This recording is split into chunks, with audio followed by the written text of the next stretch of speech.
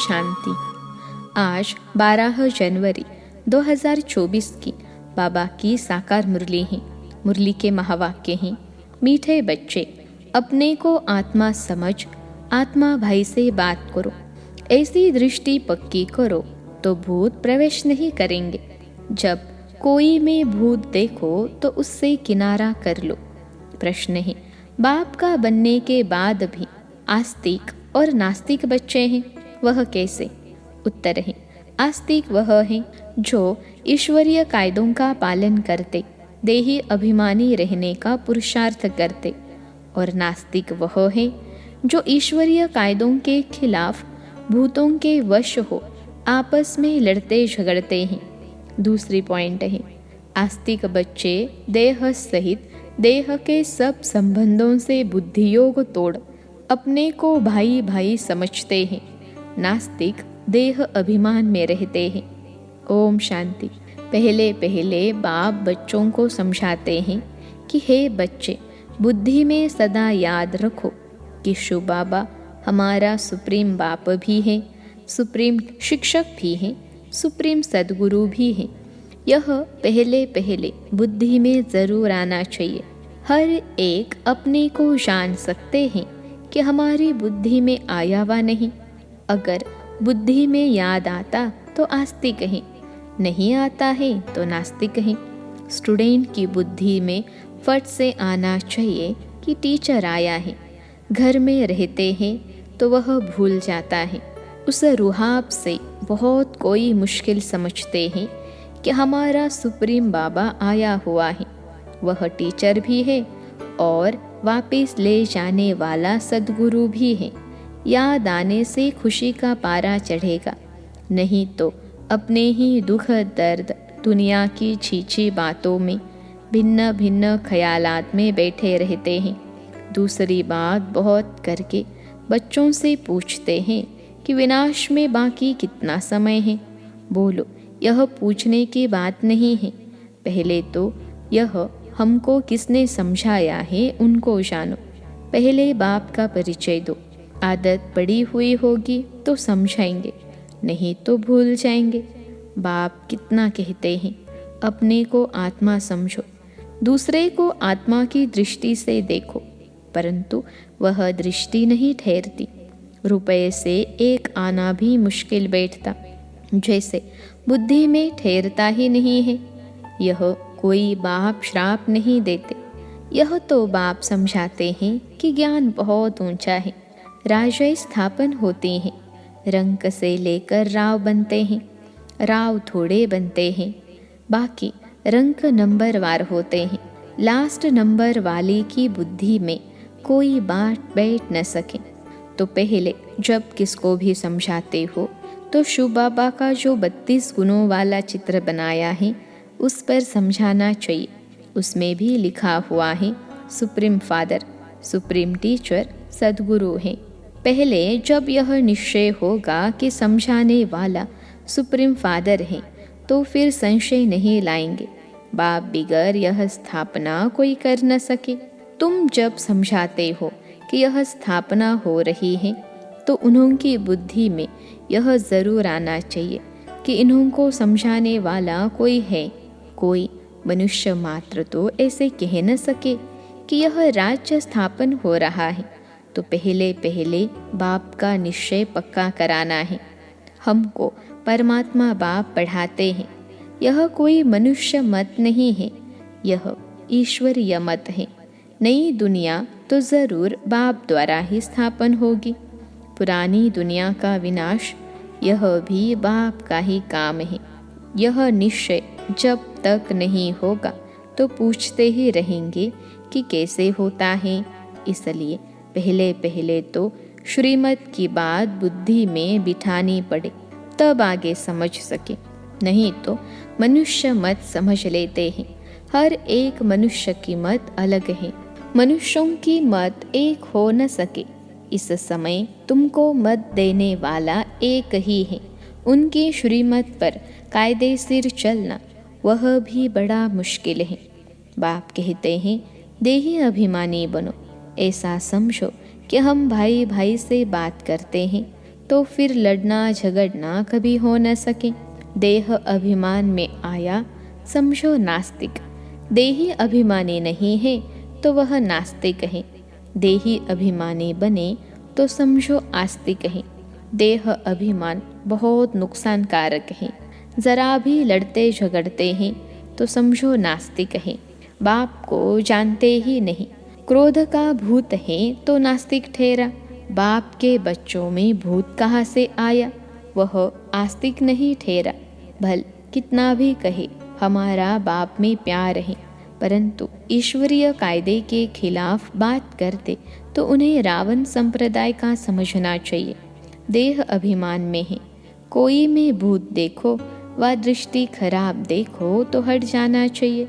भूत के आगे खड़ा रहने से भूत की प्रवेशता हो जाएगी। भूत भूत में लड़ पड़ते हैं। भूत आए तो पूरा नास्तिक है। देवताएं तो सर्वगुण संपन्न होते हैं, वह गुण नहीं है तो नास्तिक है। नास्तिक वर्षा थोड़े ही लेंगे, जरा भी खामी नहीं होनी चाहिए, नहीं तो बहुत सजा खाकर प्रजा में जाना पड़ेगा। भूत से दूर रहना चाहिए। भूत का सामना किया तो भूत आ जाएगा।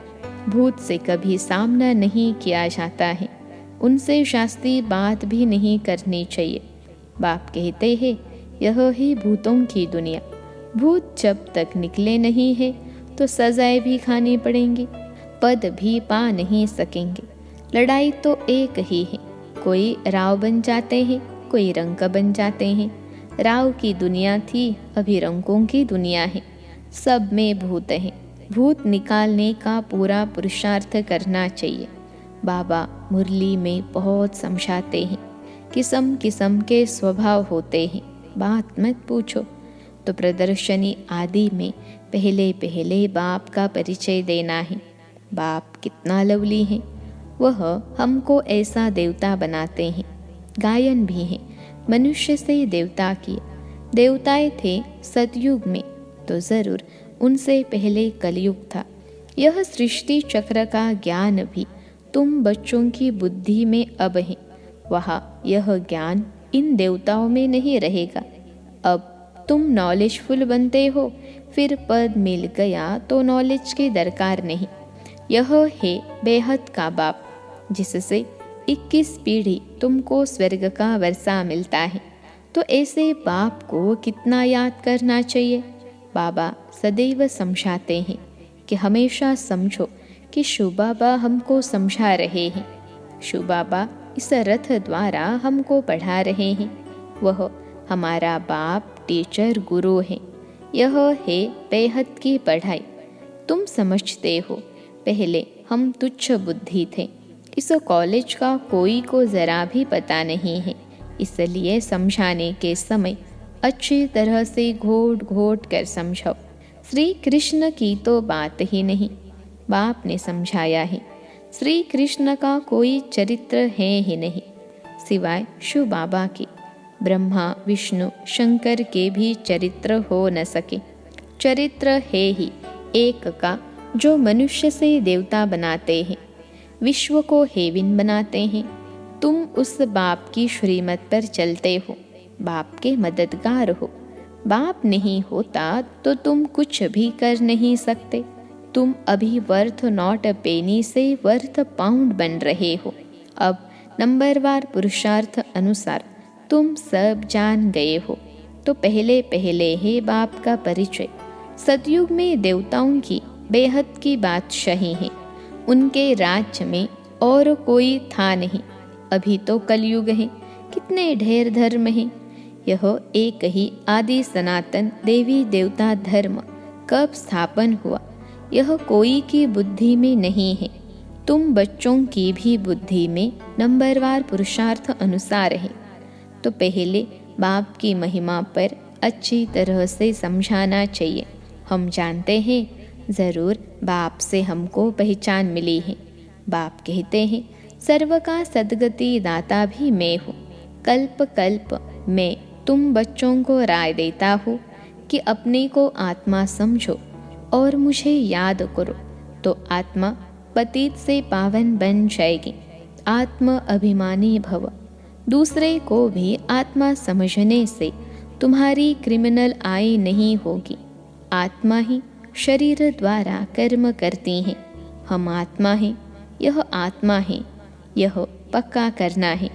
तुम जानते हो, पहले पहले हम 100% पावन थे, फिर पतित बने। आत्मा ही बुलाती है कि बाबा आओ। आत्मा का अभिमान पक्का रहना चाहिए और संबंध सब भूल जाने चाहिए। हम आत्मा स्वीट होम में रहने वाली हैं, यहाँ पाठ बजाने आए हैं। यह भी तुम बच्चे ही समझते हो। तुम्हारे में भी नंबरवार हैं जिनको याद रहती हैं। भगवान पढ़ाते हैं, कितनी खुशी रहनी चाहिए। भगवान हमारा बाप भी है, टीचर भी है, सद्गुरु भी है। तुम कहेंगे हम उनके सिवाय और कोई को याद नहीं करते। बाप कहते हैं देह सहित देह के सभी संबंध तोड़ मामेकम याद करो। तुम सब ब्रदर्स हो। कोई मानते हैं, कोई नहीं मानते हैं तो समझो नास्तिक है। हम शिव बाबा के बच्चे हैं तो पावन होने चाहिए। बाप को बुलाते ही हैं, बाबा आकर हमको पावन विश्व का मालिक बनाओ। सतयुग में तो पावन होने की बात ही नहीं है। पहले तो यह समझो कि यह शिव बाबा है, इनसे नई दुनिया स्थापन होती है। अगर पूछे कि विनाश कब होगा तो बोलो पहले अल्फ को समझो। अल्फ को नहीं समझा तो पीछे की बात बुद्धि में कैसे आएगी। हम सत्य बाप के बच्चे सत्य बोलते हैं। हम कोई मनुष्य के बच्चे नहीं हैं, हम शिव बाबा के बच्चे हैं। भगवानुवाच, भगवान उनको कहा जाता है जो सभी ब्रदर्स का बाप है। मनुष्य अपने को भगवान कहला न सके। भगवान तो निराकार है, वह बाप टीचर सद्गुरु है। कोई मनुष्य बाप टीचर सद्गुरु हो न सके। कोई भी मनुष्य किसकी सद्गति कर नहीं सकते। भगवान हो न सके। बाबा है पतित पावन, पतित बनाता है रावण। बाकी यह सब है भक्ति के गुरु। यह भी तुम समझते हो। जो यहाँ आते हैं वह आस्तिक तो बनते हैं। बेहद के बाप पास आकर निश्चय करते हैं, यह हमारा बाप टीचर गुरु है। जब कंप्लीट दैवी गुण आ जाएंगे तो लड़ाई भी लगेगी।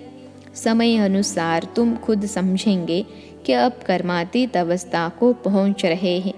अभी कर्मातीत अवस्था हुई कहाँ है। अभी बहुत काम है। बहुतों को पैगाम देना है। बाप से वर्षा लेने का तो सबको हक है। अब तो लड़ाई जोर से होगी। फिर यह हॉस्पिटल डॉक्टर आदि कुछ नहीं रहेंगे। बाप बच्चों को सम्मुख समझा रहे हैं कि तुम आत्माएं 84 जन्म शरीर धारण कर अपना पार्ट बचाती हो। किसी के 70-80 जन्म भी होंगे। अभी जाना तो सबको है, विनाश होना ही है। अपवित्र आत्मा जा न सके। पावन होने लिए बाप को ज़रूर याद करना है। मेहनत है। 21 जन्मों के लिए स्वर्गवासी बनना है। कोई कम बात है क्या। मनुष्य तो कह देते फलाना स्वर्गवासी हुआ। अरे स्वर्ग है कहाँ, कुछ भी समझते नहीं। तुम बच्चों को बड़ी खुशी रहनी चाहिए कि भगवान हमको पढ़ाते हैं, विश्व का मालिक बनाते हैं। खुशी एक होती है स्थायी, दूसरी होती है अल्पकाल की। पढ़ेंगे पढ़ाएंगे नहीं तो खुशी क्या होगी। आसुरी गुणों को भगाना है। बाप कितना समझाते हैं, कर्म भोग कितना है। जब तक कर्म भोग है तो यह निशानी है अभी तक कर्मातीत अवस्था हुई नहीं है। अभी मेहनत करनी है, कोई भी माया के तूफान न आए।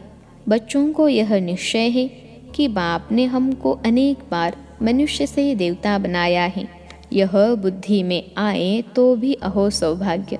यह बेहद का बड़ा स्कूल है, वह होता है हद का छोटा। बाप को तो बहुत तरस पड़ता है, कैसे समझो। कोई से तो अब तक भी भूत निकले नहीं हैं। दिल पर चढ़ने बदले गिर पड़ते हैं। कई बच्चियां तो तैयार हो रही हैं। अनेकों का कल्याण करने के लिए। अच्छा, मीठे मीठे सिखिलते बच्चों प्रति माता पिता बाप दादा का याद प्यार और गुड मॉर्निंग। रूहानी बाप की रूहानी बच्चों को नमस्ते। हम रूहानी बच्चों की सिखिलते रूहानी माता पिता बाप दादा को याद प्यार, गुड मॉर्निंग और नमस्ते बाबा नमस्ते। धारणा के लिए मुख्य सार। पहली पॉइंट है, कोई भी बात ईश्वरीय कायदे के खिलाफ नहीं करनी है। किसी में भी अगर भूत की प्रवेशता है या दृष्टि खराब है तो उसके सामने से हट जाना है, उनसे शास्त्री बात नहीं करनी है। दूसरी पॉइंट है, स्थायी खुशी में रहने के लिए पढ़ाई पर पूरा ध्यान देना है। आसुरी गुणों को निकाल दैवी गुण धारण कर आस्तिक बनना है। आज का वरदान है, निश्चय और नशे के आधार से हर परिस्थिति पर विजय प्राप्त करने वाले सिद्धि स्वरूप भव। निश्चय और नशे के आधार से हर परिस्थिति पर विजय प्राप्त करने वाले सिद्धि स्वरूप भव। विश्लेषण है, योग द्वारा अब ऐसी सिद्धि प्राप्त करो जो अप्राप्ति भी प्राप्ति का अनुभव कराए। निश्चय और नशा हर परिस्थिति में विजय बना देता है। आगे चलकर ऐसे पेपर भी आएंगे जो सूखी रोटी भी खानी पड़ेगी, लेकिन निश्चय, नशा और योग के सिद्धि की शक्ति सूखी रोटी को भी नरम बना देगी, परेशान नहीं करेगी। आप सिद्धि स्वरूप की शान में रहो तो कोई भी परेशान नहीं कर सकता। कोई भी साधन है तो आराम से यूज़ करो, लेकिन समय पर धोखा न दे, यह चेक करो। आज का स्लोगन है, निमित्त बन यथार्थ पाठ बजाओ तो सर्व के सहयोग की मदद मिलती रहेगी। निमित्त बन यथार्थ पाठ बजाओ तो सर्व के सहयोग की मदद मिलती रहेगी। अव्यक्ति साइलेंस द्वारा डबल लाइट फरिश्ता स्थिति का अनुभव करो। किसी भी कार्य में नवीनता की इन्वेंशन के लिए एकाग्रता की आवश्यकता होती है। चाहे लौकिक दुनिया की इन्वेंशन हो, चाहे आध्यात्मिक इन्वेंशन हो। एकाग्रता अर्थात एक ही संकल्प में टिक जाना, एक ही लगन में मगन हो जाना, अपनी शांत स्वरूप स्थिति में स्थित हो जाना। इससे बुद्धि का भटकना सहज ही छूट जाएगा। देह और देह की दुनिया सहज भूल जाएगी और डबल लाइट फरिश्ता स्थिति का अनुभव होने लगेगा। अच्छा, ओम शांति।